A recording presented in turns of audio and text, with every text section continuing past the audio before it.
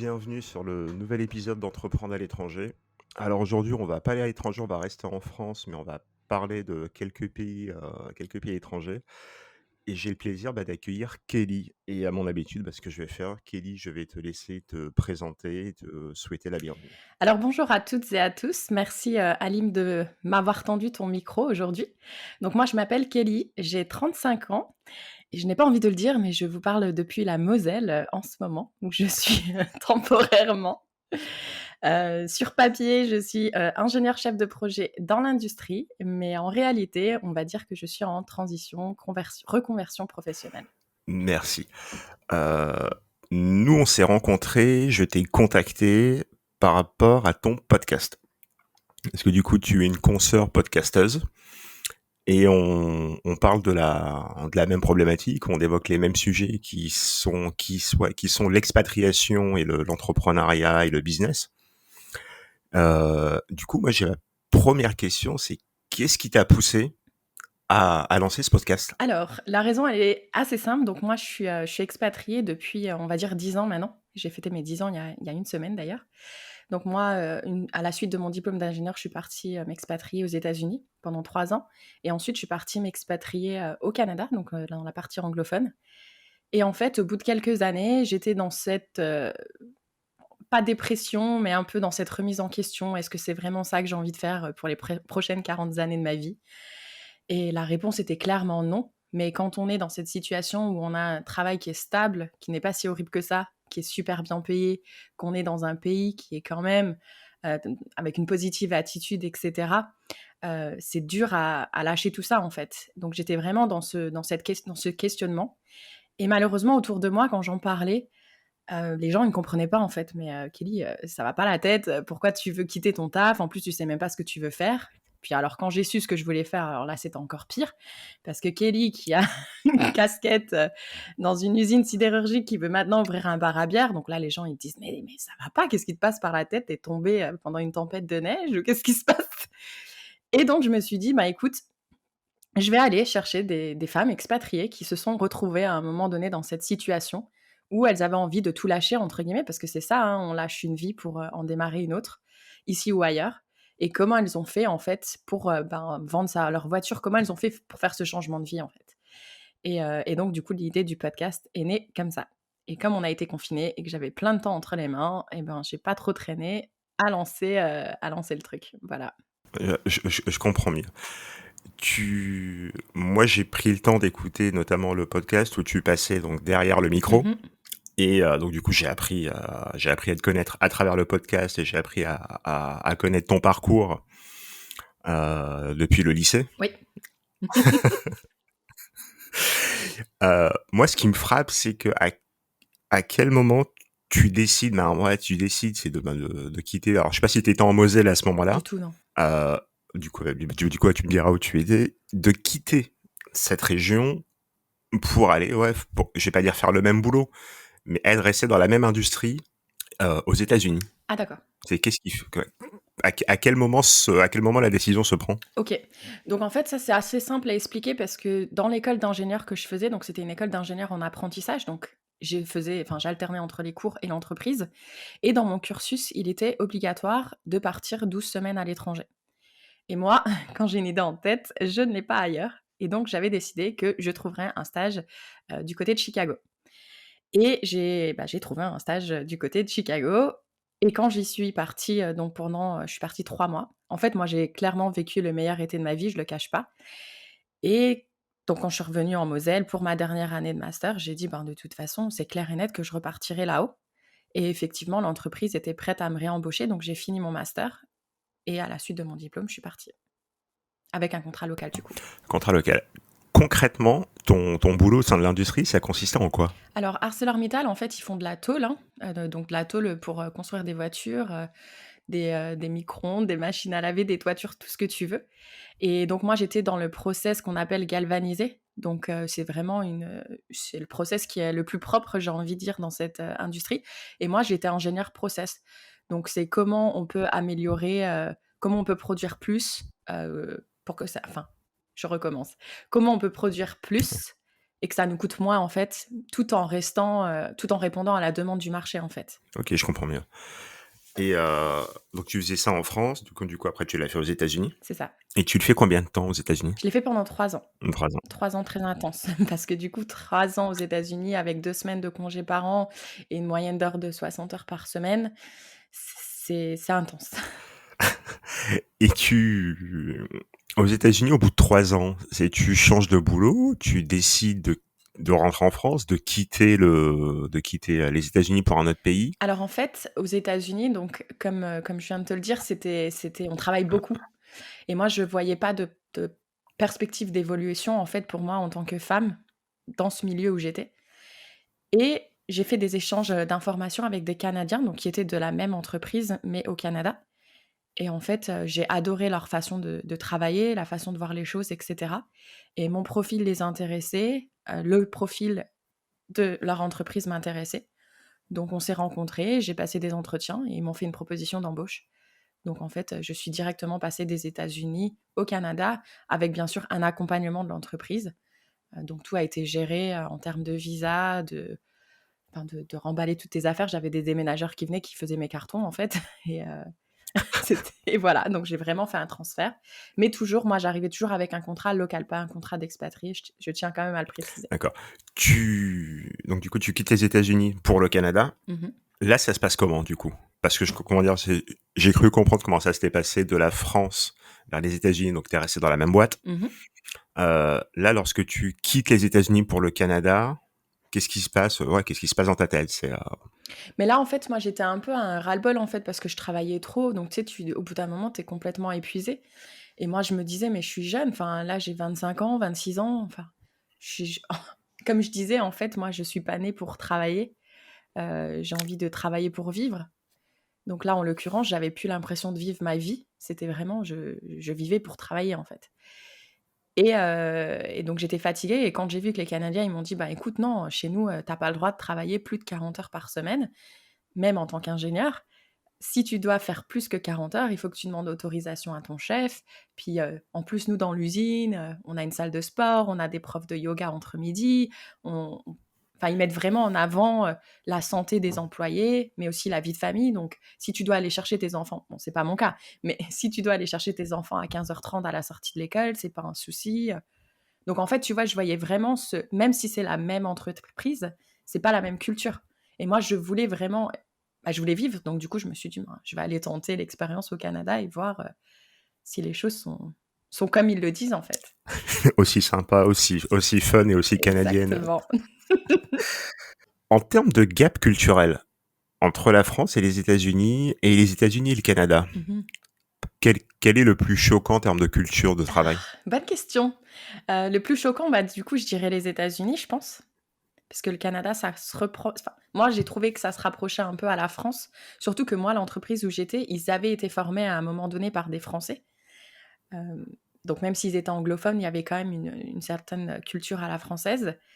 Donc ouais, je dirais que le plus choquant, c'est les États-Unis. D'accord. Euh, Au Canada, tu restes combien de temps au Canada? Je suis restée 6 ans. 6 ans. Ouais. Au sein de la même boîte, dans le même Oui. secteur. Oui, alors après, là-haut, moi, j'avais un poste, qui avait des responsabilités un peu plus élevées qu'aux États-Unis. Donc, l'usine était très grande. Donc on va pas dire que je suis restée au même poste pendant 6 ans. En fait, ils ont différentes lignes, donc je vais pas trop rentrer dans le détail parce que je vais endormir ceux qui nous écoutent, mais ils ont plusieurs lignes de galvanisation, ce qu'on appelle. Et moi, j'ai eu l'opportunité d'aller faire des gros projets sur chacune d'entre elles. Donc en gros, chaque année, je changeais de projet, je changeais de ligne. Donc à chaque fois, je rencontrais, enfin, je dirais entre 80 personnes à peu près qui travaillaient sur ces lignes. Donc c'est des opérateurs de ligne, des mécanos, des électriciens, et cetera. Et moi, j'étais super épanouie là-dedans parce que du coup, ça me permettait d'être constamment dans le grow. Je sais même plus comment dire en français, mais j'avais l'impression d'être constamment en train d'évoluer en compétences, et cetera. Ok. Et ça a été une super expérience. Tu restes 6 ans, tu décides, euh, tu décides de quitter cette boîte. Mhm. Avec quel projet en tête? Donc moi, mon projet initial, c'était d'aller ouvrir un bar à bière en Guadeloupe. Et donc, ce qui est logique, pour aller en Guadeloupe, tu passes par les États-Unis et le Canada. C'est ça. Histoire de corser un peu plus le parcours, tu sais, pour arriver en Guadeloupe un peu plus tranquille. Non, mais en fait, en plus, ce qui s'est passé, c'est qu'une fois que j'ai tout claqué, donc j'ai posé ma dème, j'ai vendu toutes mes affaires, c'est que 2 jours avant de partir, donc j'avais quand même pris un vol Montréal-Pointe-à-Pitre, il y a eu l'annonce du 2e confinement et donc tous les vols interdits, du Canada vers les DOM et d'ailleurs, enfin, je devais prendre la décision. Ils m'ont dit: «Bah, soit vous attendez et vous voyez ce qui se passe ou soit, bah, vous partez à Paris, en fait, parce que les seuls vols qu'on a, c'est vers Paris» et heu et heureusement que j'ai pas attendu parce qu'en fait, ils ont été annulés pendant 1 an. Donc je suis repartie en Moselle. Je me suis dit: «C'était à l'approche des fêtes, donc bah, je vais faire un petit détour en Moselle» et ensuite j'irai, en Guadeloupe. Euh, cette, comment dire, cette idée de bar à bière, c'était venu quand, comment, c'était comment dire, c'est un rêve d'ado ou de jeune adulte ou ou c'est une idée qui un jour a tilté dans ta tête lorsque tu étais aux États-Unis ou au Oui, Canada? on va dire que ça a été un long process parce que si tu me parlais il y a 10 ans, je ne buvais même pas de bière, pour te dire. Donc en fait, ce qui est intéressant, c'est que quand je suis arrivée aux États-Unis, là-bas, la culture des microbrasseries était déjà, bien présente et moi, d'ailleurs, j'ai habité à côté d'une des meilleures, des États-Unis. Et donc, j'ai appris à découvrir le monde des microbrasseries. Donc, c'est vraiment pas, enfin, j'ai pas envie de citer des grandes marques, mais on va dire que c'est aller dans des petits bars où les gens ont fait eux-mêmes, ils ont commencé à brasser dans leur garage et ils ont des goûts qui sont vraiment uniques et qui vont aussi utiliser tous les produits locaux. Donc, du coup, j'ai trouvé ça, super intéressant et j'adorais justement échanger avec les propriétaires de ces microbrasseries et en fait, une fois que j'ai commencé parce que je voyageais quand même beaucoup, surtout une fois au Canada où j'avais beaucoup plus de congés, je voyageais beaucoup et en fait, c'était, intéressant parce que dans tous mes road trips que j'organisais, tu pouvais être sûr que quand je faisais la planification, je regardais où étaient toutes les microbrasseries qu'il allait avoir sur mon chemin et si je devais louer un hôtel ou un Airbnb, il fallait qu'il soit, je pouvais marcher de la microbrasserie et rentrer, en fait. Parce que je me suis dit: «Si je vais aller boire quelques bières, j'ai pas envie de rouler». Donc du coup, j'espère que je ne passe pas pour une grosse alcoolique parce que ça reste quand même de la dégustation. Mais c'est vrai que j'ai découvert cette passion et en plus, ce qui était intéressant, c'est que j'ai même réussi à enfin, éduquer mes parents, ma famille, mon entourage et pour eux aussi, en fait, ça devenait un peu, une recherche de tous ces micro-brasseurs, de tout ce qu'ils font qui est vraiment original et en fait, j'ai trouvé ça super intéressant et au Canada, d'ailleurs, c'était aussi, une explosion. En France, je pense que maintenant, ça c'est assez présent. Si je parle de microbrasserie, les gens savent de quoi je parle et en fait, j'ai fait un gros process sur moi-même, sur, quels sont mes moments flow, si je me reconvertis, qu'est-ce que j'ai envie de faire et cetera et cetera. Et en fait, moi, je me suis dit: «J'aimerais bien mettre en avant ces microbrasseurs». J'avais commencé à brasser dans ma cuisine, j'ai adoré brasser mes bières, mais je me suis rendu compte que j'étais pas forcément, c'était pas mon moment de flow au moment où je brassais, mais plus dans le moment de partage, d'échange et cetera et je me suis dit: «Ben, si je peux mettre en avant les autres microbrasseurs qui ont eux, font le travail de brasser et moi, bah, je les mets en avant et je fais la partie qui est plus, conversationnelle, éducation et cetera sur les produits qu'ils font». Donc du coup, enfin, est-ce que ça répond à ta question? Ah non, mais c'est vrai, ça y répond totalement, mais ce que j'admire, ouais, c'est d'avoir quand même un parcours, un parcours au niveau, comment dire, lycée, école d'ingé, euh, de rentrer dans le groupe ArcelorMittal, mais pour au final le quitter pour quelque chose qui soit vraiment plus artisanal. C'est ça, c'est carrément ça. Mais après, moi, je voyais ça comme un projet. Donc, je me suis dit, ça reste quand même en rapport avec ce que j'ai l'habitude de faire, de gérer un projet. Tu pars d'une idée et tu envoies la finalité. Et puis bon, après tout, on faisait de la tôle, faire des canettes, c'est pareil. Donc voilà, je me disais, allez, au final, ça revient un peu au même. Ouais, tu récupères les chutes de tôle et t'en fais C'est des ça, canettes. c'est ça. Donc voilà. Et après, tu vas certainement me dire, mais pourquoi la Guadeloupe? Est-ce que tu connaissais la Guadeloupe? C'est ça, mais du coup, ouais, qu'est-ce qui t'amène en Guadeloupe? Alors en plus, je ne connaissais absolument pas la Guadeloupe. Je n'y avais jamais mis les pieds. Quand l'idée m'est venue, en fait, moi j'ai fait un travail sur OK, maintenant il faut que je change de pays encore une fois. Pour aller où? Et en fait, donc pour moi, les critères qui étaient importants, c'est que je ne voulais pas retourner dans un pays où il y avait 8 mois d'hiver l'année. Je me voyais plus revivre ça en fait. Donc déjà, il fallait que je trouve un pays où il fait beau. Et ensuite, je me suis dit: «J'aimerais bien quand même retourner en territoire français». Pas parce que la langue française me manque, bien au contraire, au jour d'aujourd'hui, c'est la langue anglaise qui me manque, mais parce que, mes parents allaient dans quelques années, ils vont être à la retraite. Donc je me suis dit: «Quitte à aller dans un autre pays, autant aller quelque part où eux, éventuellement, ils peuvent prendre la retraite». Et moi, j'adorais tout ce qui était les îles des Caraïbes, j'y allais assez souvent. sauf justement Martinique, Guadeloupe. Et je me suis dit, ben, ça me permettrait de rester dans cette partie du monde, mais en revenant dans un territoire où éventuellement mes parents pourraient revenir. Donc du coup, j'hésitais entre la Martinique et la Guadeloupe. Je devais aller visiter les deux îles en avril 2020. Je pense que j'ai pas besoin d'expliquer pourquoi ça ne s'est pas fait. Mais en fait, moi, je me Mmh. voyais pas revivre un hiver canadien. Donc à un moment donné, je me suis dit, ben écoute, il faut que tu te lances, quoi. Tu vas pas attendre encore comme ça pendant des années, parce qu'on savait pas quand est-ce que la situation Covid allait se débloquer. J'avais mis suffisamment d'argent de côté parce que du coup, j'avais essayé d'économiser pour acheter une maison au Canada, mais il faut savoir que les maisons au Canada sont très, très, très, très, très chères. Acheter seul, c'est très, très, très compliqué. Mais donc, du coup, j'avais quand même mis de l'argent de côté pour ça. Et je me suis dit, même si pendant 1 ou 2 ans, tu travailles pas à temps plein, bah, c'est pas grave, en fait, tu pourras vivre de tes économies. Et donc, du coup, ça m'a pas effrayée à l'idée de me lancer dans cette aventure. Tu parlais de la langue. Du coup, je vais rebondir là-dessus. Mhm. Lorsque tu arrives aux États-Unis et au Canada, t'es anglophile, anglophone, Non, du tout. pas du tout. Non, du tout. Du tout. J'en parle d'ailleurs, je crois que j'en ai parlé dans mon podcast d'il y a 1 an, c'est que j'ai eu 6 au bac d'anglais. Donc j'étais Ah. horrible dans les langues, c'était vraiment pas mon truc. Et en DUT, ma prof était même désespérée. Elle me disait, Kelly, je sais même pas quoi faire de toi en fait, parce que je vois que tu essayes, mais ça rentre pas en fait. Parce que moi, je suis pas le genre de nana qui arrive à apprendre dans les bouquins en fait. Moi, il faut vraiment que tu m'immerges, il faut que tu me mettes dans le truc et que j'ai pas le choix. Et du coup, c'est ce que j'ai fait quand je suis partie pendant mon stage. Et c'est pour ça d'ailleurs que j'avais choisi aussi les États-Unis. Je me suis dit, au moins là où il n'y a aucun risque que je tombe sur des Français qui me parlent français. Et j'ai galéré hein, pendant 1 mois. Je te jure que moi qui adore parler, qui est une grosse pipelette, je ne parlais pas. Pendant 1 mois, je ne pouvais pas aligner une phrase. J'avais des migraines pas possibles parce qu'en plus, imagine, parler anglais dans un milieu industriel. Donc, enfin, les personnes que je côtoyais au quotidien, c'était des mécanos, c'était des électriciens et des Américains. Ils font pas forcément d'efforts avec toi si tu comprends pas leur langue. Donc, c'est... Après, il y a la langue, il y a le Mais jargon, c'est ça, c'est ça. ouais, il y a les habitudes, c'est tout. Donc, non, c'est hyper compliqué. Exactement. Et puis à l'époque, enfin, j'ai envie de le rappeler quand même, mais nous, on n'avait pas le petit téléphone dans la poche qu'on peut prendre Google Translate et puis taper dès qu'on galère. Moi, j'avais littéralement un bloc-notes avec un stylo, quoi. Et je faisais des dessins si je voulais vraiment m'exprimer. Et je sais que plein de fois, je répondais yes, il me disait yes, are you sure? Et moi, j'étais ah ben non, peut-être que j'aurais dû répondre non finalement. Enfin, tu sais, c'était du grand n'importe quoi. Pendant 1 mois, j'ai dû dire de ces trucs. Mais Ah, dans le secteur de l'industrie, ça peut être ah dangereux, hein. mais carrément et puis en plus, dans l'industrie, on a des boules caisses. Vous êtes sûr du mélange? C'était horrible. Puis on a Moi, j'ai un doute, hein. ouais, c'est franchement, j'ai galéré, hein, même encore au jour d'aujourd'hui, je me dis: «Mais punaise, Kelly, comment tu as fait, en fait?»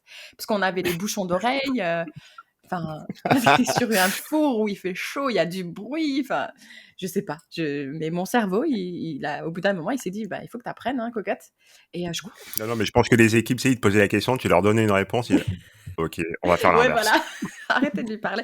Non, mais c'est drôle Dans le parce doute. qu'en plus, on avait une réunion prod le matin, tous les matins de 8h à 8h30. Pendant, je dirais 1 mois, j'étais assise dans cette réunion, je ne captais rien de ce qui se disait, mais absolument rien. Je repartais dans mon bureau au bout d'1/2 heure, je me dis: «Tu viens de perdre 1/2 heure de ta vie à ne rien comprendre».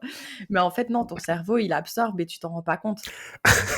Et est-ce que, comment dire, bah, ça qui est bah, aujourd'hui, on t'en rigole, on en rigole. Et est-ce que ça t'a pas donné l'envie, justement, de quitter les États-Unis pour revenir en France? Ah, pas du tout. Non, du tout, non. Parce que je savais que j'étais dans ce process de et puis j'étais dans ce process d'apprendre une langue, j'avais vraiment de toute façon si je j'apprenais pas l'anglais, je passais pas mon TOEIC et j'arrivais pas à mon diplôme. Donc j'avais pas le choix. Mais aussi parce que j'avais une coloc américaine, j'ai très rapidement rencontré des Américains qui avaient mon âge et qui m'emmenaient faire du camping, qui m'emmenaient faire des sorties tout le temps. Donc même si au début on ne se comprenait pas, eux ils essayaient vraiment, tu vois, en dehors du travail, eux ils essayaient vraiment de communiquer avec moi, d'échanger, etc. Surtout que comme j'étais dans l'état de l'Indiana, c'est pas là où il y a énormément de Français, tu sais, j'étais pas dans la grande ville de Chicago. Donc pour eux, j'étais un peu, pas une attraction, mais un peu quand même, tu vois, il y a une Française qui vient dans une... Parce que moi, j'avais une chambre dans une université l'été là, et enfin, j'étais Ouais. un peu quelque chose qui sort de l'ordinaire pour eux, et ils m'ont vraiment essayé de m'intégrer, etc. Et même si j'avais du mal à m'exprimer et du mal à les comprendre, ils m'ont quand même fait passer un été incroyable. D'ailleurs, au jour d'aujourd'hui, ça fait 10 ans, et je les vois toujours, on se parle toujours. Et, et voilà quoi, donc non, j'ai jamais eu l'envie de rentrer en fait. Pas que j'en ai le souvenir. Et c'est le, comment dire, c'est le fait que tu sois dans l'Indiana, on va dire à quelques heures de route 40 minutes de Chicago. de Chicago et du coup, je pense et un peu plus du Canada, qui a fait que t'as eu cette facilité pour aller vers le Canada? Ouais, après je dirais que enfin, dans quel sens tu parles? Pour trouver un nouveau travail ou? Ou non, non, mais c'est-à-dire que lorsque l'aventure américaine s'est terminée, étant donné que t'étais pas trop loin du Canada, est-ce que tu t'es dit, du coup, ouais, je suis pas très loin, autant tenter l'aventure Non canadienne? du tout, moi je dirais vraiment que j'ai vu une opportunité et je l'ai saisie en fait. C'est vraiment ce qui s'est passé. Ça aurait pu être, donc moi j'étais dans la ville d'Hamilton, donc c'est entre Toronto et les chutes du Niagara. Cette usine, elle aurait Mm. pu très bien être à Hamilton ou à Vancouver ou à Calgary ou, au Brésil. Je pense que si on m'avait dit, la même chose, je serais allée en fait. Pour moi, c'était vraiment pas une question de pays, une question de pays ou une question de distance. C'était vraiment, il y a une opportunité, ce que vous me dites, ça me plaît et j'ai envie d'aller voir. D'accord. Euh, comment dire, tu as dit, ouais, ça va relativement vite pour avoir des amis, faire des connaissances aux États-Unis. Est-ce que c'est la même chose au Canada? Alors au Canada, j'ai beaucoup plus galéré. D'ailleurs, la première année, ça a été très, très compliqué. Je ne vais pas le cacher et j'en ai passé de nombreuses heures à pleurer dans mon salon, les week-ends, surtout l'hiver parce que du coup, ben, quand il y a des tempêtes et des choses comme ça, c'est pas trop conseillé de sortir et puis bon, sortir seul, c'est pas non plus ce qu'il y a de mieux et moi pourtant je suis du genre à vraiment vouloir inviter les gens à venir chez moi: «Venez manger, venez boire un verre, venez, on va dans un bar» et bah, les gens, ils étaient pas trop, parce qu'en fait, les Canadiens, j'ai l'impression qu'ils sont pas du genre à vouloir fréquenter leurs collègues. Eux, c'est: «Je vais travailler, on s'entend bien, mais une fois que je rentre chez moi, ben, je suis avec ma famille, je suis avec mes amis» parce qu'eux, en fait, ils ont grandi. Donc c'est comme si maintenant il y avait quelqu'un d'étranger qui arrive dans ton entourage, ça veut pas forcément dire que tu vas l'accueillir et donc moi, j'ai eu beaucoup de mal, hein et d'ailleurs j'ai failli partir, hein, au bout d'un an et j'ai décidé d'attendre encore un peu et heureusement, au bout d'un moment, ça s'est un peu débloqué et j'ai commencé à faire des rencontres, qui je savais allaient être sur la longue durée et ça m'a permis de donner une seconde chance, on va dire, au Canada et de me dire: «Non, écoute Kelly, OK, même si tu as beaucoup pleuré la première année, continue, ça va peut-être aller» et au final, ça s'est très bien passé par la suite. Je me suis fait beaucoup d'amis, que que j'ai hâte de revoir d'ailleurs prochainement parce qu'ils me manquent tous. Voilà. Du coup, 6 ans au Canada. Mmh. Euh, Est-ce que c'est par choc, comment dire, c'est que tu m'as expliqué pourquoi pourquoi la Guadeloupe, Mmh. mais comment dire, c'est aussi un manque de soleil. Carrément. Bah, après le Canada, non, il y a quand même pas mal de journées de soleil. En fait, moi, c'était vraiment la durée du froid qui me posait problème et le fait que l'été, du coup, était très court. Parce que il faut savoir que l'hiver est très froid, mais l'été est très chaud et très humide. Donc l'humidité, c'est pas forcément idéal, mais il est chaud. Moi, en bas de chez moi, je marchais 10 minutes, j'étais à la plage, tu vois, l'été. Et Ouais. j'adore ça. Enfin, j'adore pouvoir aller me poser à la plage à la sortie du travail. J'avais une piscine en plus. Hem, du coup, les Canadiens, ils sortent beaucoup plus parce que là, oui, ils veulent tous aller, boire un verre à la sortie du travail, ils veulent tous aller marcher, le dimanche matin. Enfin, tu vois, même en bas de chez moi, la ville où j'habitais, ils organisaient tous les dimanches matins à 10 heures, soit un cours de yoga gratuit, soit, un cours de je sais pas, de fitness, peu importe. Donc en fait, les gens sortent plus et on fait plus de choses. Donc là, moi, si l'été, il durait, on va dire 6 mois, je pense que j'y serais restée, en fait. Mais là, il était tellement court et l'hiver était tellement long que moi, au bout d'un moment, j'avais vraiment du mal, en fait. Parce que aussi, bon, je vais le préciser, hein, mais j'ai jamais trouvé de petits copains et donc du coup, j'ai toujours vécu seule et au bout d'un moment, c'est pesant, je pense. Enfin oui, c'était pesant pour moi, en tout cas. Du coup, l'arrivée en Guadeloupe, c'est comment dire, ouais, c'est suite à une rencontre, ou pas du tout. Tu arrives, tu déposes tes valises et t'envisages de t'y C'est installer. ça. Moi, j'ai toujours vraiment tout fait toute seule. Mes décisions, je les ai toujours prises toute seule et non, en fait, je suis partie en Guadeloupe, donc j'avais trouvé un workaway. Je sais pas si tu connais les workaway? Pas du tout, c'est quoi? Alors un workaway, en fait, c'est un espèce d'échange, on va dire. C'est, une personne qui a un besoin et qui a une chambre à te prêter. Donc toi, tu vas aller travailler, bénévolement pour cette personne et en échange, toi, tu vas être, logé. Tu peux être nourri pour certaines expériences de workaway. Moi, en l'occurrence, c'était dans une auberge en Guadeloupe où on me donnait un lit et moi, en échange, je devais travailler 15 heures par semaine. Donc, à faire des lits, à faire le ménage, et cetera. Donc oui, je suis passée d'ingénieur chef de projet à femme de ménage en Guadeloupe. Là, tu le vis comment? Bah, écoute, je le vis bien parce que il fait chaud. L'île, il fait chaud, je suis contente. L'île de la Guadeloupe est absolument incroyable. Enfin, c'est de toutes les îles des Caraïbes que j'ai faites jusqu'à maintenant, ça reste ma number one. Et puis je rencontre énormément de personnes qui sont justement dans ce mindset de j'ai envie de me reconvertir. Enfin, moi, je me considère pas comme paumée parce que je pense que la phase de être paumée, je l'avais passée. Moi, j'avais un projet quand même. En plus, j'avais déjà le podcast entre-temps. Donc moi, j'avais quand même, j'étais tout le temps dans le mouvement, on va dire. Mais du coup, je rencontre beaucoup de gens. J'adore ce que je découvre. Donc non, je me sens vraiment bien. Et puis pour moi, il n'y a pas de sous-métier. Donc pour moi, enfin, mes toilettes, je les nettoie enfin pas tous les jours, mais je nettoyais mes toilettes. Donc que je nettoie les miennes ou ceux d'une auberge où je vis, dans tous les cas, ça me pose aucun problème. Et là, ça dure combien de temps? Donc ça a duré 1 mois. Et ensuite, moi, j'étais vraiment dans l'objectif. Il faut quand même qu'à un moment donné, j'avance, quoi. Il faut que je me prenne un logement, que je commence à lancer les démarches, en fait, administratives, surtout avec la France. Parce que du coup, moi, bah, j'étais expatriée pendant pas mal de temps. Et puis là, tu sais, il faut, quand tu arrives sur un nouveau territoire, enfin, un nouveau département, un peu importe où c'est, même en métropole, bah, tu sais, tout ce qui est Pôle emploi, la CAF, etc., etc. Donc du coup, voilà, j'ai commencé un peu à m'installer, à acheter une voiture, etc., comme tu ferais n'importe où, en fait. Et ton projet, donc là, ton projet, donc, de, comment dire, est-ce que tu as ton, Mon projet de bar à bière. moi, ton projet de bar à pierre, comment dire, est-ce qu'il commence à prendre forme? Oui, alors il prend forme doucement mais sûrement. Donc moi, au début, j'étais vraiment partie dans l'objectif d'arriver en Guadeloupe et de me trouver un travail en tant que serveuse, par exemple, dans un bar. Parce que je me suis dit, toi aussi, il faut que tu te formes là-dedans, tout en ayant un peu une petite rentrée d'argent. Et donc, tout doucement, il commence à avancer. Donc, j'ai été accompagnée en plus bah, par Pôle emploi pour justement essayer de voir quel genre de formation il faut pour que je puisse aboutir mon projet. Donc, j'ai passé le permis d'exploitation, par exemple, qui est obligatoire si tu veux faire de la vente d'alcool. J'ai fait aussi tout ce qui est formation hygiène alimentaire, parce que même si j'avais pas pour projet tout de suite de servir à manger, mais on sait jamais. Et aussi, j'ai pu intégrer un incubateur, donc l'incubateur Les Premières de Guadeloupe. Donc, c'est un incubateur de femmes qui sont porteuses de projets en Guadeloupe.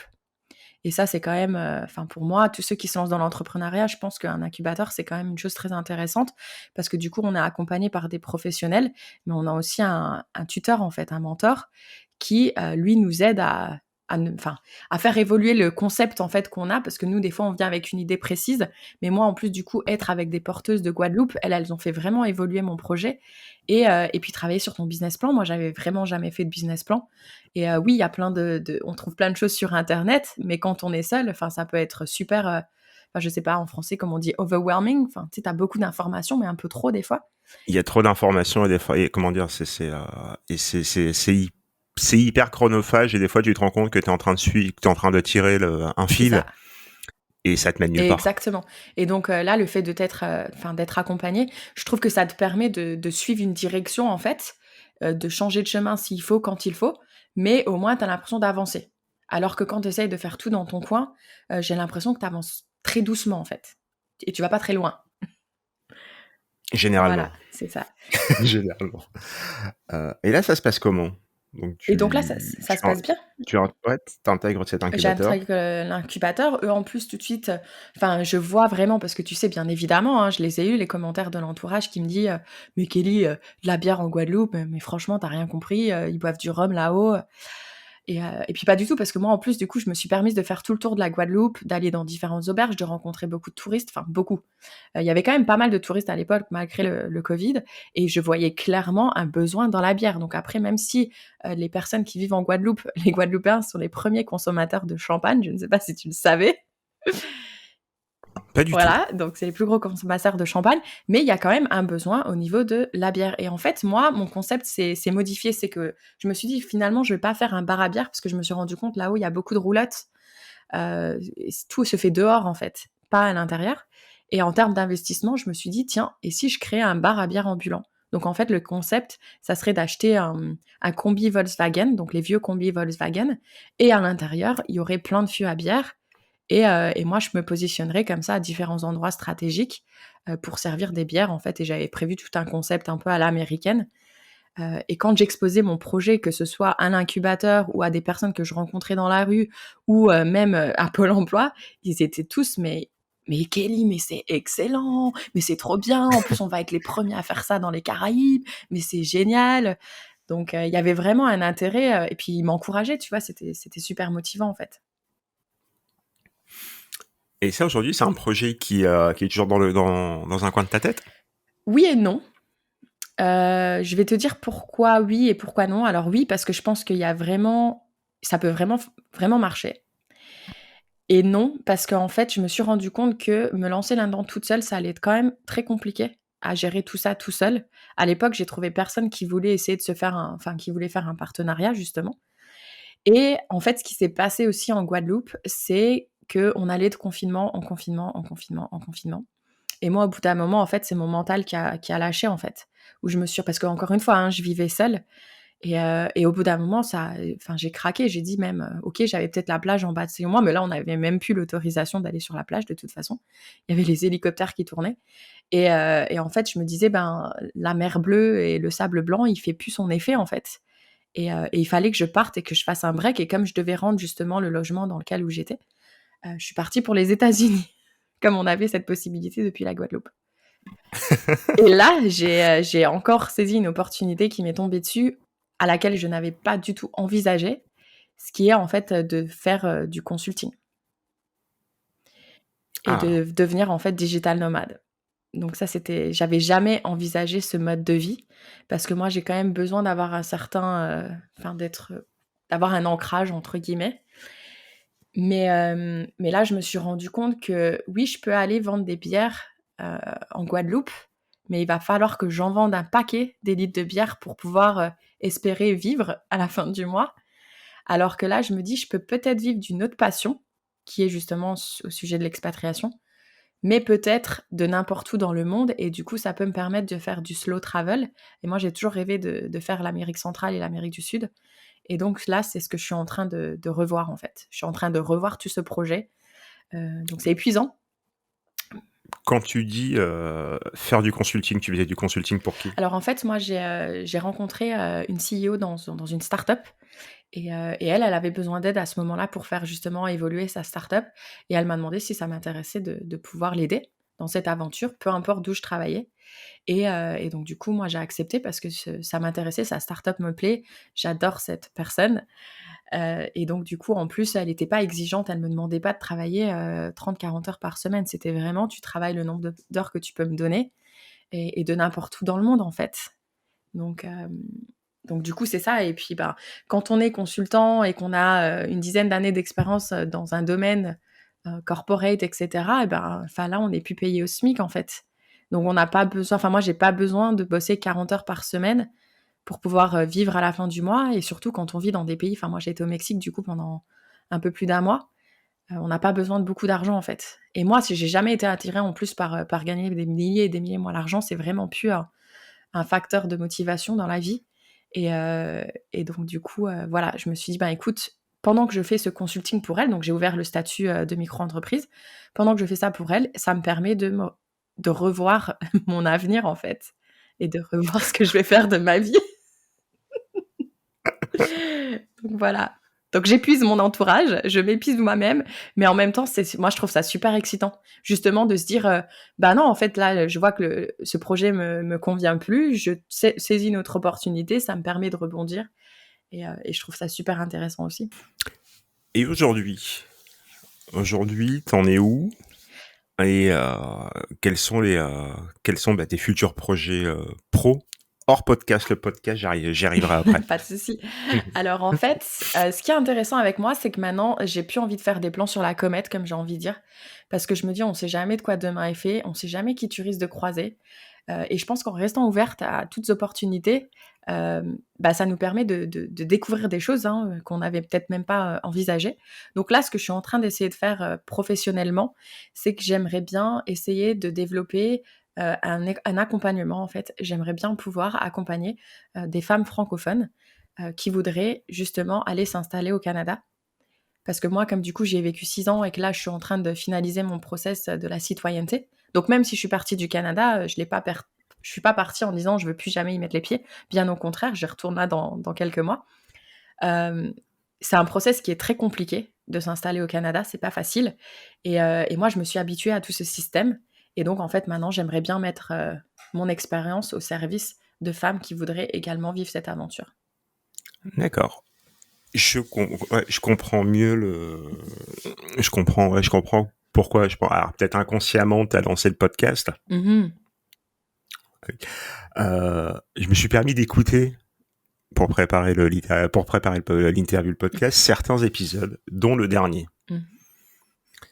que je trouve euh, que je trouve assez marrant. C'est l'histoire des deux Oui, sœurs. en Laponie. Deux sœurs en Laponie qui embarquent mari et enfant. Mhm. Euh, Moi, j'ai trouvé ça hyper inspirant. Oui. Parce qu'elles racontent ce qu'elles ont laissé derrière elles. Donc, elles ont laissé leur mère, elles ont laissé la troisième sœur. Mhm. Est-ce que est-ce que comment dire, c'est ce genre de parcours inspirant qui comment dire, qui aujourd'hui te fait faire ce podcast? Je crois que tu as plus de 75 épisodes. J'en ai plus de 50. Là, je vais arriver à 60. 60. Ouais, alors comment dire, parce que alors j'ai dû voir passer les tiens, les témoignages et ce que tu appelles les Ah oui, pod j'ai les live. pods live et les bonus, etc. Ouais. Alors, donc, non, c'est pour ça, c'est quand je me suis abonné, j'en avais plus de 70, j'ai halluciné. C'est vrai, du coup, il y a du contenu. Là, du coup, tes prochaines invités viennent d'où? Alors là, je vais avoir Israël et la Ouais. Bulgarie. Ah, cool, la Oui, là, la Bulgarie. saison 5, j'essaye vraiment de partir dans des pays dont on parle pas forcément souvent dans les podcasts. Mais en fait, oui, tu me disais de pas parler du podcast, mais ça a été un peu compliqué de pas en parler parce qu'en fait, moi, c'est ça ce qui s'est passé, c'est que déjà, j'ai rencontré des profils super inspirants et je me suis rendu compte qu'on est tous à un moment donné dans cette période où on est, enfin, tu sais, hein, la fameuse période de prison dorée. Où on dit, et d'ailleurs ce qui était drôle, c'est qu'on dit on est confortable dans cette prison dorée, dans cette vie confortable qu'on n'a pas envie de lâcher. Moi je trouve que justement non, elle est inconfortable, parce qu'on n'est plus épanoui, mais on n'ose pas se l'avouer, on n'ose pas sauter le pas en fait pour changer les choses. Parce que cette phase dans la vie, elle est très compliquée, surtout quand on est seul. Et moi, je l'ai vécu hein, quand je suis partie même si j'ai dit oui, j'ai saisi une opportunité, mais je peux te dire que 3 jours avant de partir de Chicago, enfin je dis Chicago, mais de l'Indiana au Canada, je ne dormais pas la nuit, tu vois. Enfin, je vomissais même, pour te dire, dans l'état de stress où j'étais, alors que je ne vomis jamais, malgré les bières que je peux boire. Et je te jure que, enfin, je comprends et je trouve que c'est dommage d'arrêter ces peurs, enfin, de faire que nos peurs nous arrêtent à faire les choses. Et moi, c'est ça que j'aimerais aider d'autres femmes à faire. Mais aussi parce que du coup, il y a une chose qui me met quand même très en colère en France. Je suis désolée de dire ça haut et fort. Mais j'en ai vraiment ras-le-bol qu'on voit la femme comme quelqu'un qui doit aller à l'école, avoir un diplôme, rencontrer un mec, se marier, acheter une maison, faire des gosses, et voilà. Pour moi, la vie, c'est pas seulement que ça, en fait. Ah, J'admire. j'en parle, comment dire, là, après, comment dire, c'est pas sur le podcast, mais j'en parlais dernièrement avec pas mal de monde. C'est ce que j'appelle le syndrome de la fiche Bristol. De la fiche Bristol, intéressant. Ouais. Et, sans sexisme aucun, hein. Mhm. Et j'ai découvert ce terme dans un podcast où c'était une jeune femme qui en parlait. D'accord, ok. Hein, elle te dit, voilà, c'est moi, dans ma vie, on m'a proposé une fiche Bristol C'est avec ça. tout ce que je devais faire en tant que fille, jeune femme, mère. Et en fait, elle a commencé à faire tu sais, à cocher toutes les cases. Mhm. Et je pense à arriver à la moitié de sa vie. Ça, je vais pas dire qu'elle a craqué, loin de là. Mais, prise de panique totale. Mhm. Non, mais je comprends. Et c'est dans un podcast que je peux retrouver, que je t'enverrai. C'est dans le podcast de Slate Transfer. Ok, super. Ouais, j'écouterai ça. Oui, parce que du coup, tu vois, Voilà. moi aussi, hein, quand je suis partie aux États-Unis, c'était ça. Hein. D'ailleurs, j'ai très vite rencontré un copain. On s'est pas installé ensemble, mais voilà. Et moi aussi, j'étais partie dans cet objectif-là. Je m'installe, je vais rencontrer un mec, je vais avoir des enfants, etc., etc. Et en fait, ce qui s'est passé, c'est que là, j'ai commencé aussi à rencontrer des personnes qui étaient plus âgées que moi et qui n'étaient pas dans ce mode de vie. Donc, j'ai découvert leur mode de vie à eux. Et ensuite, j'ai aussi découvert le mode de vie de mes copines à moi qui, eux, étaient en train de fonder une famille. Et tu sais, quand je rentrais en France et que j'allais voir mes amis, etc., et puis que je voyais les enfants et machin, et en fait, moi, je me disais, mais waouh, c'est trop pas la vie que j'ai envie d'avoir, mais alors pas du tout. Enfin, en tout cas, pas maintenant. Et peut-être jamais, en fait. Et le problème, c'est que quand on parle, les gens, ils te disent, mais ça va pas. Encore, Alim, je te promets, la semaine dernière, ma tante et ma cousine, elles m'ont littéralement dit, devant ma face, mais Kelly, quand est-ce que tu vas nous faire un gosse? Alors que ça fait 5 ans que je le dis haut et fort que je ne veux pas d'enfant. Et là, on m'a même dit, mais il va quand même falloir que tu penses à te poser un jour, tu vas avoir 36 ans. Mais non, en fait, la vie, c'est pas forcément se poser et faire des gosses. Tu peux, si c'est ce que tu veux. Moi, pour moi, le but dans la vie, c'est d'être épanoui. On a une vie. Je l'ai déjà dit plusieurs fois, je crois, dans mes podcasts. Dans tes podcasts, ouais, Voilà, je l'ai on a entendu une vie, quelques on fois. a une chance sur cette planète.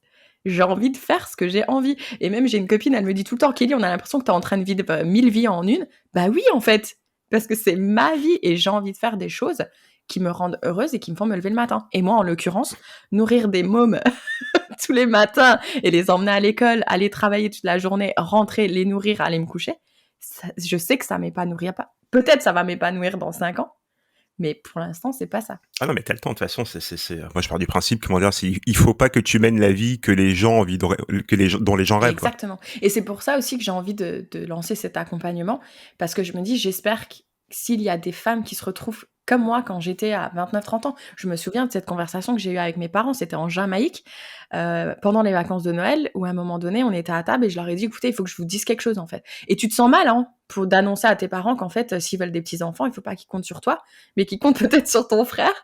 Euh, Ouais, t'as un frère jumeau, J'ai c'est un ce que frère j'ai. jumeau qui lui en plus est dans la même optique que moi, donc les pauvres ils sont pas gâtés.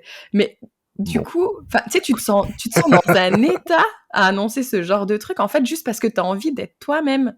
Et tu dis mais c'est quand même fou que tu peux pas être toi-même juste parce que la société a décidé pour toi ce qu'il fallait que tu sois, ce que c'est la normalité. Heureusement, je pense que c'est en train un peu de changer depuis quelques années. Mais du coup, moi, j'ai envie aussi de le dire à travers les podcasts. Après, c'est pas pour ça que j'interroge pas justement des familles, des choses comme ça. Euh, mais j'ai envie que chacun se dise, bah non, vis, si tu rêves de cette vie, bah vis-la en fait. Et il faut pas que tu laisses les peurs et ton entourage, enfin, agir pour toi. Et c'est pour ça que j'évoquais le dernier épisode, parce que ce sont deux femmes, deux sœurs, deux mamans, deux épouses, et elles ont plaqué leur vie pour aller en Laponie, Oui, en quoi. plus, ce qui est intéressant avec elles, c'est que, enfin, comme elles l'ont clairement dit, c'est qu'elles ont toutes les deux quitté une vie différente.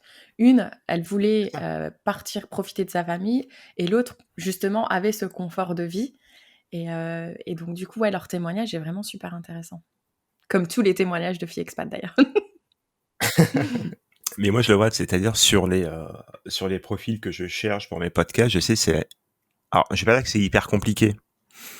Euh, les femmes, les filles se livrent moins, viennent moins, en fait, exposer leur expatriation. Mhm. Ben, parce que, alors, soit il y a soit il y a le souci alors, je vais pas dire de déranger, hein, mais que leur parcours ne corresponde pas à ce qui est attendu. Je crois que quasiment toutes les invitées, j'ai été les chercher, quoi. Oui, ça m'étonne pas. Je trouve qu'en France, on n'est pas forcément, enfin moi, surtout à l'époque, euh, je sais pas si on est vraiment dans le partage en fait. Et entre femmes, je trouvais, enfin moi en tout cas, ma génération, on se tirait plus dans les pattes qu'autre chose. Et en ayant vécu à l'étranger, j'ai complètement évolué dans le sens où, non, en fait, tu sais, le woman empowerment, il faut qu'on s'aide entre femmes, en fait. Et pas parce que j'ai envie de rabaisser les hommes, pas du tout. C'est juste parce que je pense que les femmes, on a besoin d'un soutien qui est différent que celui que l'homme puisse avoir besoin. Et après, Parce que toute la société a été construite autour de l'homme. Exactement. Et donc, en fait, moi, je dis pas que la femme est inférieure à l'homme, il n'y a rien à voir avec ça. C'est juste qu'il peut y avoir. Et puis, les femmes aussi, je pense on a plus de facilité à aller chercher de l'aide. L'humoriste Haroun en parle très bien. Oui, Mais vraiment, il t'explique, comment dire, le fonctionnement de la société. Il finit une fois que nous, les hommes, on a tout bien construit, tout bien bâti. On a dit aux femmes, bon, bah, maintenant, il va falloir faire le boulot, hein. Et voilà les règles. mais écoute, il faudra que je regarde ça parce que ouais, ça peut être intéressant. Mais oui, c'est ça en fait. Et du coup, c'est pour ça. Enfin, des fois, on me le dit, ouais, mais t'es pas un peu sexiste? Non, pas du tout. J'ai juste envie de donner une place à la femme qui est peut-être différente que celle qu'on a l'habitude de voir. Et bien sûr. C'est tout. Et que ce soit de se lancer dans l'entrepreneuriat ou juste donner même une nouvelle vie à sa famille, hein, au Canada, c'est possible. J'ai envie de les aider. En fait, j'ai pas envie que l'administratif les effraie parce que l'administratif au Canada et ailleurs, comme tu le sais en tant qu'expatrié, c'est pas facile, mais c'est possible. Ça, et puis aussi même tout ce qui est recherche. Enfin, c'est vrai que ça peut être beaucoup de travail, ça peut faire peur. Et je pense qu'il faut pas avoir peur par rapport à ça, en fait. Non, il faut juste expliquer que, de toute façon, on en parlait en préparant l'interview, c'est quand on s'est appelé la semaine dernière, c'est je te parlais de cette société qui est Oui. dirigée par deux sœurs. Voilà, où elles accompagnent des Français, Françaises et Français s'installant à l'étranger. Voilà, mais d'une manière tellement simple et tellement intuitive que tu te dis c'est pas C'est possible. ça. Voilà, c'est tu rentres dans un bureau, on t'explique qu'il faut faire ça, ça va te coûter tant, et dans quelques jours tu auras tous les documents nécessaires, légaux, pour ta vie ici. Exactement. Et puis ça te permet de pouvoir bien dormir le soir, d'avoir un plan clair, précis. Et moi, je trouve ça super intéressant, en fait. Il y a une anecdote que j'aime bien, c'est une femme, une dame d'un certain âge, au Portugal, qui, un jour lors d'une discussion, mais c'est les moments où tu te retiens de pas exploser de rire et de nerfs. Ah non. Si. Et ça faisait... du coup, pour l'inscription à la sécurité sociale, ça se passe comment ? Et là, moi, dans ma tête, je me dis, en fait, ça fait 5 ans qu'elle habite ici. Oh, wow. Et c'est en partie son métier. En fait, ça faisait 5 ans que, au niveau de sécurité sociale, elle était dans l'illégalité la plus complète. Punaise. Pour donner un exemple, je suis arrivé au Portugal le 17 avril, le 18 à midi, à la poste déj, entre 12 et 14. J'avais mon numéro fiscal et mon numéro de sécu était enclenché. Oui, c'est un des premiers trucs qu'il faut faire. Ça a pris 36 heures. Oui. Bah non, là, je pense que là, elle doit attaquer sa 6e année. Oh là là. Mais tu sais, c'est comme aussi, dans les pays aussi Amérique du Nord, moi j'entends beaucoup aussi qui disent ah ouais, mais j'ai fait mon permis international, c'est bon. Mais non, tu vas pas t'expatrier avec un permis international dans la poche. C'est une discussion que j'ai eue la semaine dernière à Lisbonne. C'est vrai. Véridique. Comment dire, là on enregistre le 19. La semaine dernière j'étais à Lisbonne et c'est l'une des discussions que j'ai eues avec une avocate. Ouais. Voilà, où on a dû expliquer que tu as un permis international, mais en venant au Portugal, tu vas devoir donner ton permis international et avoir un permis portugais. Oui, c'est un permis international. Après, c'est pour voyager, amuse-toi c'est pas pour à s'expatrier. en faire un permis international, non ? Non, mais après, tu vois, c'est ça aussi. Après, on essaye du mieux qu'on peut avec ce qu'on trouve sur le net. Et on se rend pas compte que peut-être ce qu'on fait, c'est des erreurs. Et moi, d'ailleurs, j'en ai fait des erreurs. Quand j'ai voulu faire ma résidence permanente au Canada, j'ai perdu $2 500, quoi. Parce que j'ai voulu tout faire avec ce que je trouvais sur Internet. Voilà. Écoute, là, c'est l'un des coups de fil que j'ai cet après-midi. Voilà. Encore une question fiscale au Portugal. Ouais. De toute façon, c'est comme ça. C'est soit tu payes maintenant, soit tu payes plus tard. Mais dans tous les cas, tu payeras. Et voilà. Et là, la personne, elle a dit, en fait, finalement, l'optimisation fiscale mise en place, en fait, me coûte 10% d'impôts en plus. Voilà. Donc, mais c'est, à un moment donné, il faut être conseillé, il faut être accompagné. Et il est vrai que, pour avoir vécu dans quelques pays, avoir pas mal voyagé, tu n'as pas une offre destinée aux femmes.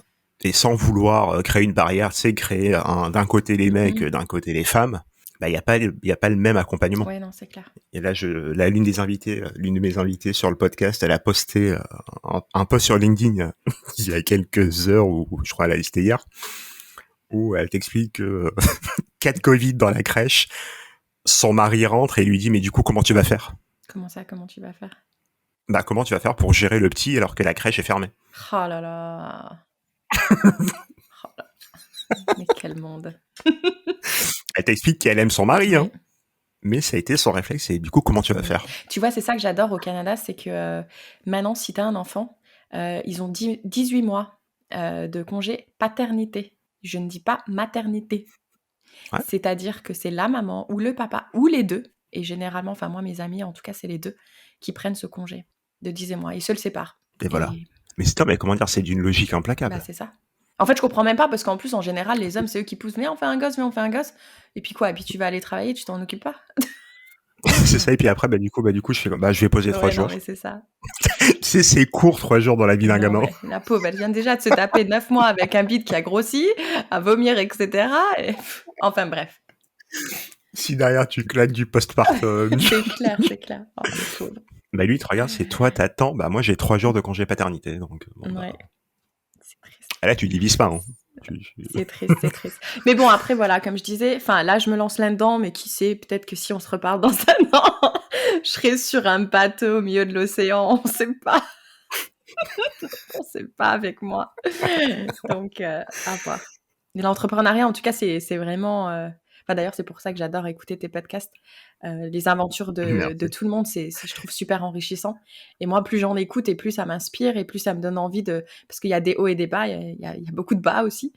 Et justement, c'est inspirant de se dire qu'ils sont tous passés par là et il faut rester déterminé, en fait. Bah, non, mais notamment, il y a eu. C'est Caroline, c'est une Française qui est partie au Canada et qui est devenue entrepreneuse au Canada, qui s'est associée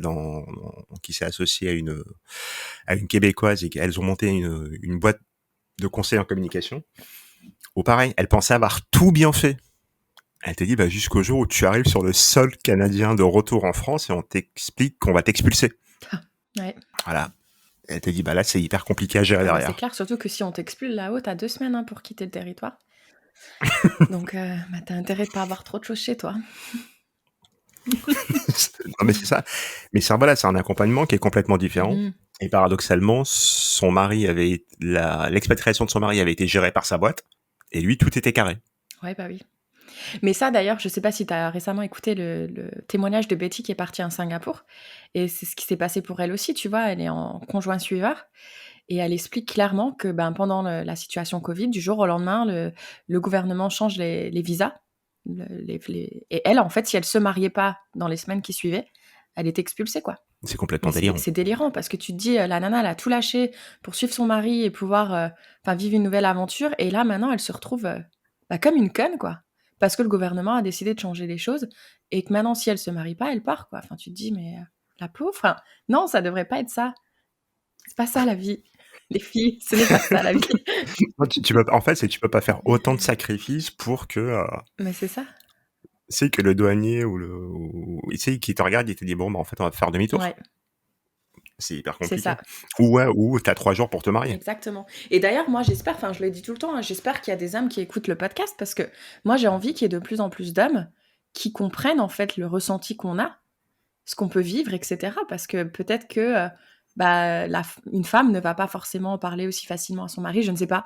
Mais j'ai envie, même les papas, tu vois, enfin, les papas comprennent pourquoi leur fille veut partir. Enfin, je trouve que c'est important et j'espère vraiment qu'il y a des hommes qui écoutent Filles Expat parce que je pense que c'est important que les hommes aussi s'éduquent sur le ressenti que puissent avoir les femmes en fait. Ah, je suis d'accord avec toi. Parce que Je suis d'accord je avec fais un toi. podcast. On va faire de la cross-promo. Ouais, c'est ça. Mais d'ailleurs, c'est pour ça que quand tu m'as proposé de m'interroger, j'étais ravie parce que c'est vrai que j'ai tendance à faire que avec des femmes. Et là, je me suis dit, c'est un homme, c'est très bien. J'ai envie qu'on comprenne que non, je suis ouverte à l'échange avec les hommes. Et d'ailleurs, grande annonce, je recherche un copain, hein, n'hésitez surtout pas.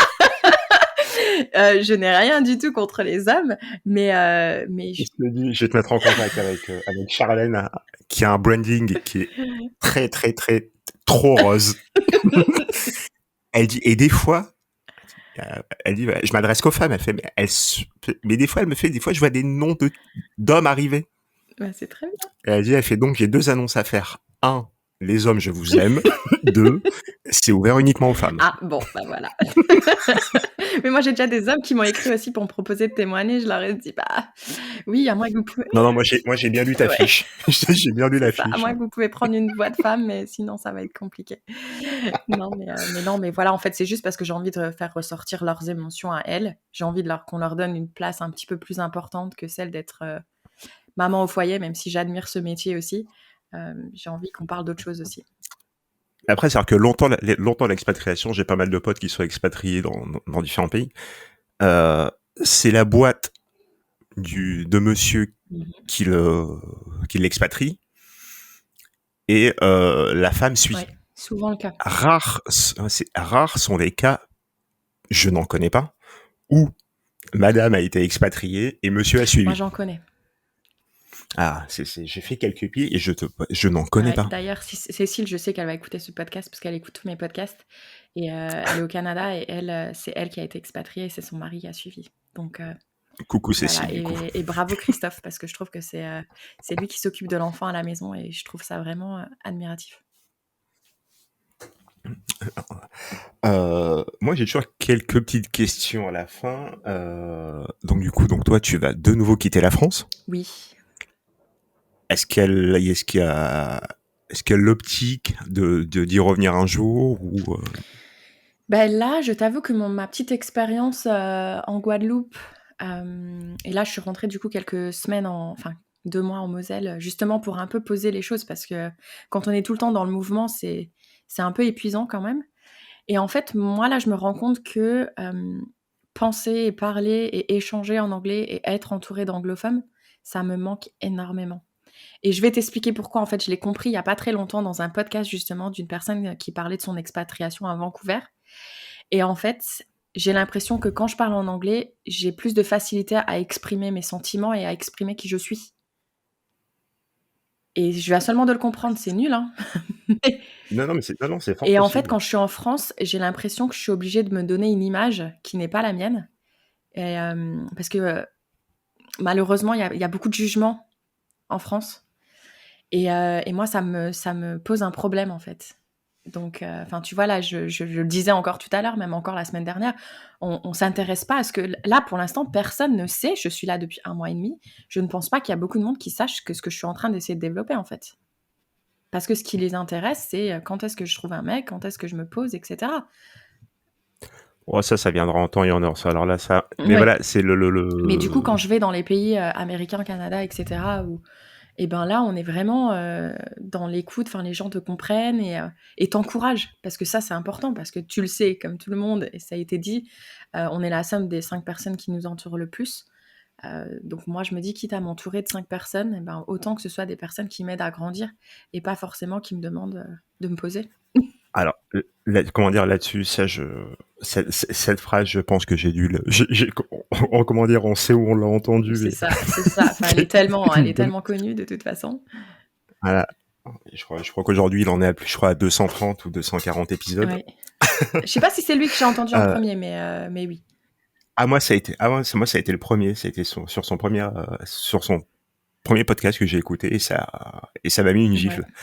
Mais il faut faire du tri et après, c'est une question de temporalité. c'est ça. Euh, Mais moi, c'est j'ai une question beaucoup de du mal, temporalité. hein. T'en as qui se sont expatriés à 19 piges et il y en a qui vont s'expatrier à 50 balais et ils vont vivre leur meilleure vie. Mhm. C'est ça qu'il Moi, faut se j'ai dire. vraiment du Donc, mal à. Je suis une personne enfin, je pense que j'ai du mal à. Enfin, oui, c'est même pas que je pense, c'est que j'en suis sûre. J'ai du mal à contrôler mes émotions. Et moi, ce que les gens ils vont me dire, ça va beaucoup me toucher en fait. Et j'essaye justement de me dire, mais non, tu t'en fous en fait. Mais j'y arrive pas. Et je pense qu'après, je suis comme ça et puis c'est tout. Donc je me dis, ben non, en fait, je vais plutôt aller écouter d'autres discours et ça va peut-être m'aider à développer mon business, etc. Parce que moi-même, je me fais accompagner, hein, je le dis, il faut se faire accompagner pour s'expatrier, mais je pense que quand on monte un business aussi, c'est important de se faire accompagner. Donc, donc voilà. moi, c'est mon job. Donc, là, tu prêches pour ma paroisse. Hein. C'est ça. D'ailleurs, ceux qui nous écoutent, ils doivent se dire, mais Euh, c'est pas possible, les deux là, ils sont en train de se faire une promo mutuelle, mais non, pas du tout, en fait. C'est vraiment, je le pense. mais clairement, ça, y a pas de. Bah, écoute, mais c'est pour ça que j'étais à Lisbonne la semaine dernière. Mhm. Hein. Non, ça nous fait gagner tellement de temps, c'est incroyable. Voilà. Mais et du coup, ma dernière question, c'est quel serait ton ou tes conseils pour quelqu'un qui veut s'expatrier? Alors qu'il veut s'expatrier. Donc moi, mes conseils, enfin, j'en aurais plusieurs, mais moi, déjà, le premier conseil, je pense que c'est très important de vraiment comprendre quelle est la situation qu'on cherche à quitter, en fait. Parce qu'il faut savoir que si on cherche à fuir un problème, peu importe où on va aller, ce problème risque de se retrouver au même endroit, en fait. On fuit pas des problèmes. Mais en fait, je pense que c'est intéressant de vraiment comprendre qu'est-ce qu'on cherche à quitter et qu'est-ce qu'on cherche en s'expatriant, de vraiment mettre les choses à plat. Parce que des fois, un pays qu'on envisage, qu'on idéalise, il va pas forcément nous donner ce qu'on recherche. Donc je pense que c'est vraiment important de commencer par là et ensuite vraiment analyser si les pays qui s'offrent à nous vont nous donner ce qu'on recherche, mais aussi, même en termes de visa, est-ce que c'est facile, difficile? Parce que tout le monde pense que le Canada et le Québec, c'est facile. Moi, j'ai envie qu'on enlève tout de suite cette idée de la tête parce que c'est pas du tout le cas. Donc voilà, pour moi, ça, c'est un très grand conseil. Et ensuite, pour ceux qui ne se sont peut-être jamais expatriés, peut-être commencer par un endroit qui n'est pas très très loin. Donc, comme elles l'ont dit, Faustine et Florine, elles ont décidé de rester sur le même fuseau horaire avec la France. Parce que du coup, ben, on peut pas. Enfin, moi, quand j'étais au Canada, je pouvais pas prendre mon téléphone à n'importe quelle heure pour appeler une personne de mon entourage si j'avais besoin de parler. C'était le dimanche et puis c'est tout. Donc, je pense que c'est peut-être aussi intéressant de voir s'il n'y a pas un pays aux alentours, en Europe principalement, parce que du coup, en Europe, on enlève beaucoup de difficultés au niveau administratives, si ça peut pas répondre à nos questions. Et puis peut-être tenter cette première aventure, en fait. Mais non, ça, je le conçois parfaitement. Moi, j'ai un jour, comment dire, j'avais bossé avec un type qui était en Martinique, qui était sur l'île de la Martinique, et qui m'appelait des fois, en fait, sans prendre en compte le décalage horaire. Oui, c'est vrai que c'est facile à oublier, hein, le décalage horaire. Et il Ouais. oubliait. Il oubliait, parce qu'en fait, bah, lui, il est en France, il m'appelle en France, donc... Moi, je l'avais même mis sur mon... Mais des fois, il m'appelait à 2h du Moi, mat. j'avais même fini par le mettre sur mon répondeur, en fait, du téléphone. Pour information, les gens, n'oubliez pas que je me trouve sur ce fuseau horaire. Donc, si tu m'appelles de tel pays, nous avons autant de décalage horaire à prendre en compte, s'il vous plaît. Ouais, tu mets un peu comme c'est les horloges parlantes à l'époque.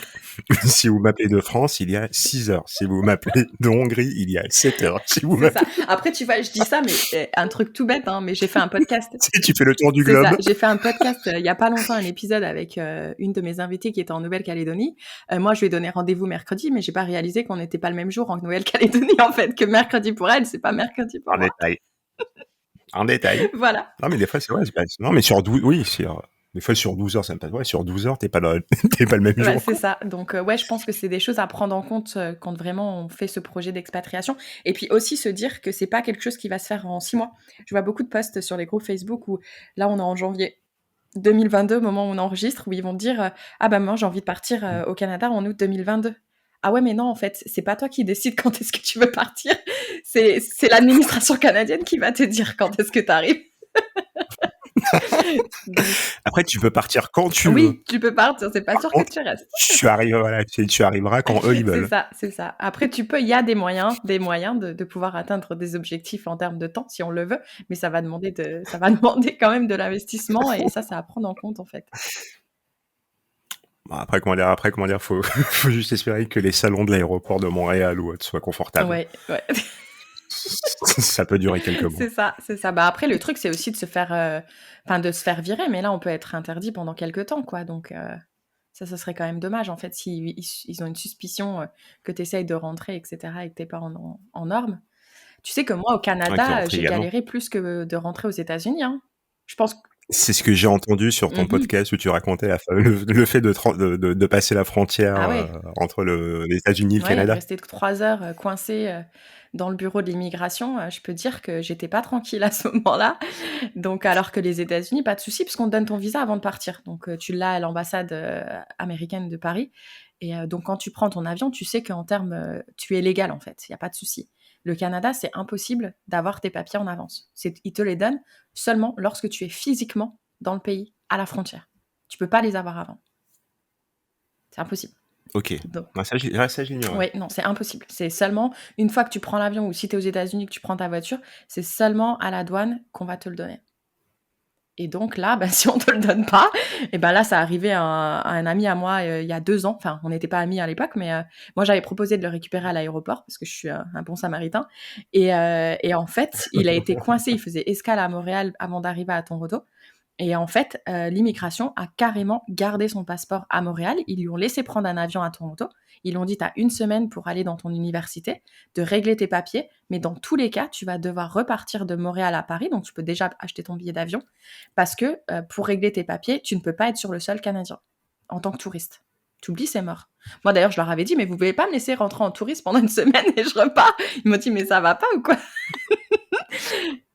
C'est ça, c'est juste le temps que je règle mes Ouais, papiers. c'est ça. Mais en fait, mes parents me retrouvaient le lendemain, on devait se faire un petit road trip au Québec. Donc, je dis, mais mon road trip et toutes mes microbrasseries que j'avais prévu de voir là. Oh. Ils m'ont dit, mais non. Ah, mes bières. Ils m'ont dit, mais bières, ça va pas ou quoi? Donc voilà, c'est aussi un truc. Hein. Ils lui ont gardé son passeport et 1 semaine après, effectivement, il a dû repartir en France pendant 2 mois, je crois, le temps que tous ses papiers soient réglés. Et ensuite, il a pu revenir. Mais t'imagines quand même? Donc, Ah, le pauvre, le Ouais. pauvre. Donc voilà, petite parenthèse. Il est au Canada aujourd'hui, lui? Il y est, mais là, je crois qu'il rentre. Je crois que ça y est, l'hiver, D'accord. a pris le dessus. Non, je sais pas pourquoi il rentre, mais L'hiver est ouais, non, arrivé. mais là, il rentre, ouais. Après la situation Covid, c'est vrai que tout est beaucoup plus compliqué pour tout le monde, donc surtout quand on s'expatrie seul. Ah, j'imagine. Voilà. Kelly, il me reste à te remercier. Bah, merci à toi. On a bavardé pendant un peu plus d'1 heure. Oui. Donc ouais, non, du coup, j'ai découvert un peu, je t'ai découvert un peu plus et j'ai découvert un peu plus ton podcast, Mmh. avec auquel je souhaite longue vie. Pareil pour ton podcast. Écoute, je pense un jour, faudra qu'on essaie de se faire un podcast Bah croisé. oui, avec plaisir. Ouais. Et Tu me dis là où tu passes, comme ça, on se cale ça bah entre oui, parce qu'en plus, ton planning, mon planning et la j'étais à météo. Lisbonne et à Marseille là, on aurait presque pu se croiser, quoi. Mais bon, c'est partie remise. Avec plaisir. Mais écoute, je te remercie et je te dis, écoute, à bientôt et je te souhaite de belles aventures pour 2022. Merci et puis merci à toutes celles et ceux qui, nous ont écoutés et puis, n'oubliez pas de laisser à Alim, 5 étoiles, sur Spotify. Partout, partout, partout, partout. À bientôt. Ciao.